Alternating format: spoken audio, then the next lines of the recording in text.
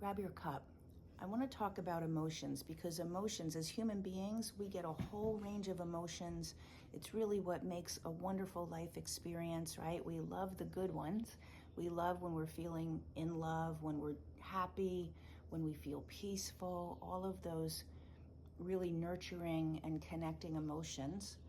But a lot of us are not comfortable with the depleting emotions, the emotions that we need to get to acknowledge in order to handle conflict, or just as part of life. When things happen in our life, we also have depleting emotions.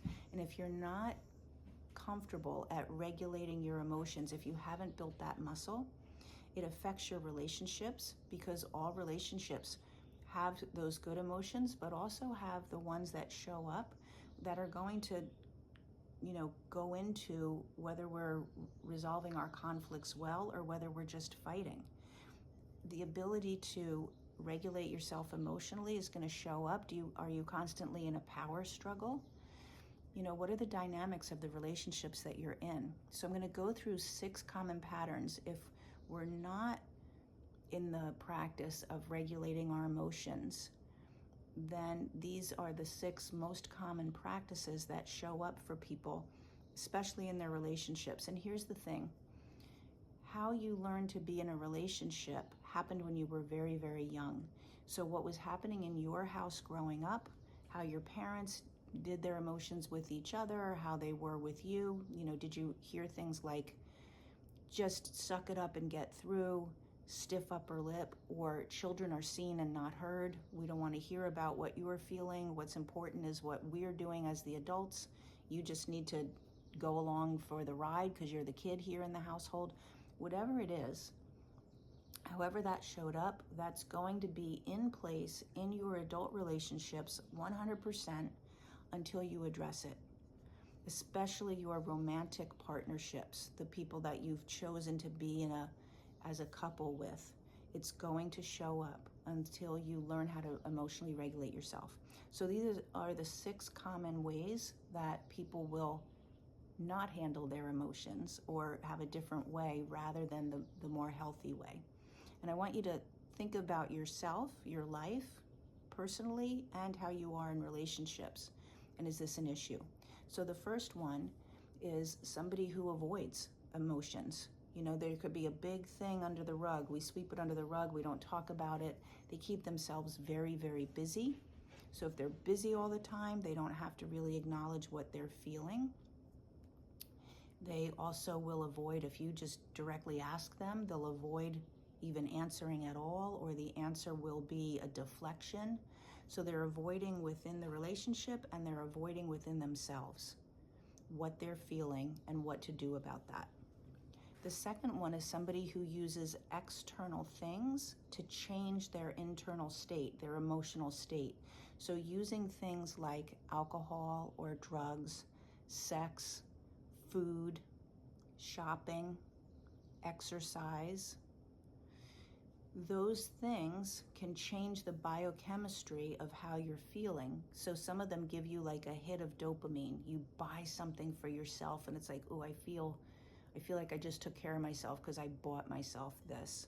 Or I feel really good, like that rush of, some people get a rush from buying things, or gambling, right? Some people use the external thing like sex, so it changes the biochemistry, but is it supporting a good relationship? Are you having sex where you shouldn't be having sex because it just makes you feel better, rather than actually dealing with and speaking about what's going on in the relationship? That happens. Food, it's called comfort food for a reason, or alcohol and drugs, same thing. So anywhere that you're using something to change your biochemistry rather than actually deal with it and feel what's going on. The third one is analyzing or intellectualizing things rather than feeling them. So probably that person got the message very young, figure it out. Go after the problem intellectually and not really acknowledge what you're feeling.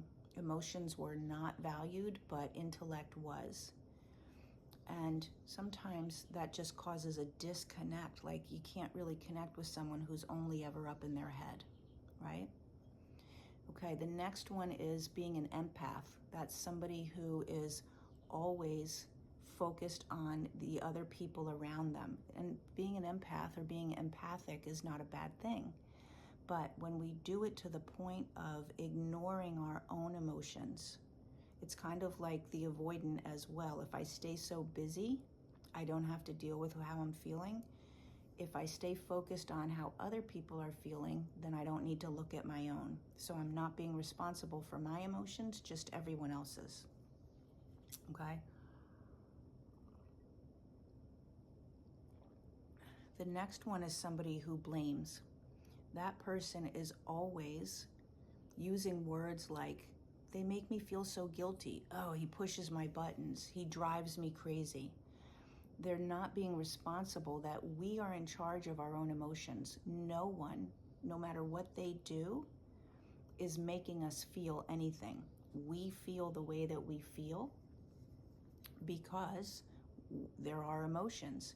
The way that we're feeling, or what it's really triggers. I've done conversations about triggers as well. If there's a trigger for you, if it's you're responding or reacting in a particular way, it's about what you haven't yet addressed. It's not about what they're doing.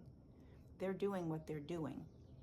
Your response to it is up to you and your job and how well you regulate yourself.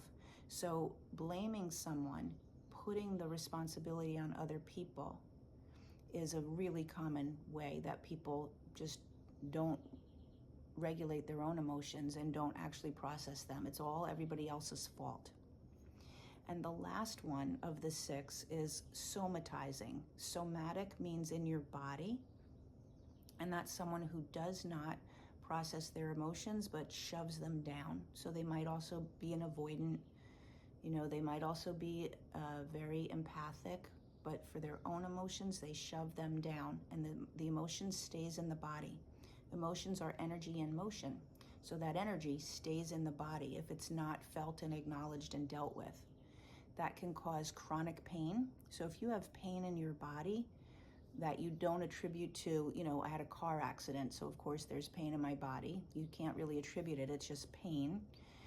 And it doesn't respond to physical therapy or the things that you do. So it could be pain, it could be headaches, it could be digestive issues, it could be any other chronic illnesses, autoimmune issues, someone who is not used to dealing with their pain and processing it, shoving it down, stiff upper lip, I can handle it, keep going, keep moving through.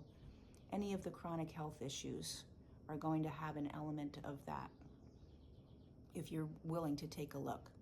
So these 6 patterns are the common ways that people will deal with or not deal with their emotions, rather than in a healthy, nurturing way that supports their relationship being connected and their sense of self and their experience in their life.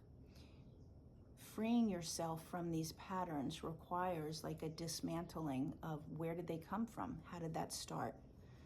If you know that emotional regulation and the way that you deal with emotions has been a problem, it doesn't just get better. It doesn't. And I think you know that if you've looked at the course of your life. So you have to do what it takes in order to learn how to regulate and to get to the root causes of those triggers so that you can be responsible and actually handle conflicts and have relationships that move closer together rather than farther apart.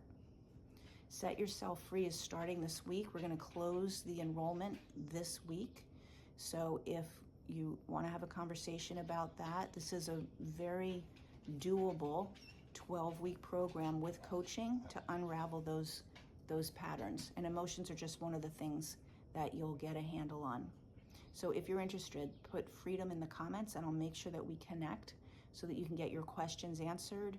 We can give you the details, and if it's right for you, you can get enrolled this week before it closes. Have a good day.